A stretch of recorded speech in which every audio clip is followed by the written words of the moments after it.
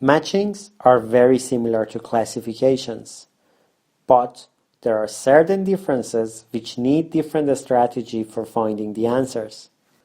In matchings, you need to match a list of options to a list of questions. There will always be more options than questions, and as far as the types of the options to be matched are concerned, many variations of this task type are possible. When you encounter questions in the IELTS listening module that require you to classify or match, remember the numbered and the lettered ideas could be expressed in various ways in the audio recording. So, it would help you if you anticipate and listen for ideas rather than exact words. In spite of undeniable similarities between classifications and matchings, the strategy for matchings is almost opposite of what we discussed for classification. What needs to be done in the golden minute before the task starts is to have a quick look at the questions this time and get yourself familiar with them. Because they will be heard in the same order as what you see, it is very straightforward to follow the information flow.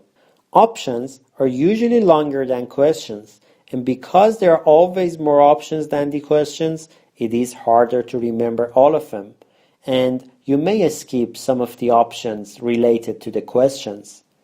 Therefore, most of the available time during the golden minutes needs to be spent on reviewing the options. It is good to set a reminder for options.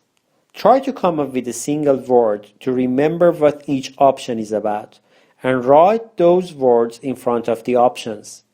The questions are always in the same order as the information in the recording.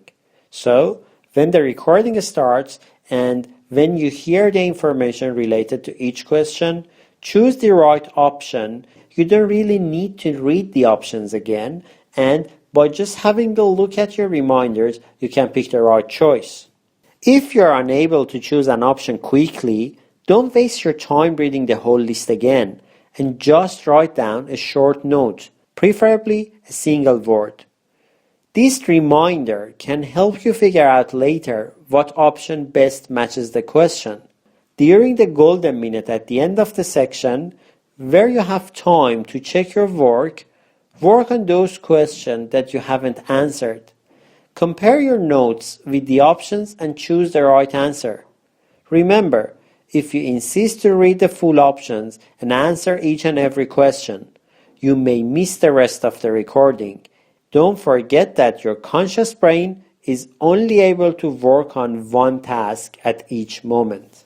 What I explained in the previous lecture about intonation and the role it plays in finding answers and following the conversation in section 3 is also true for matching question types which are appearing in section 3.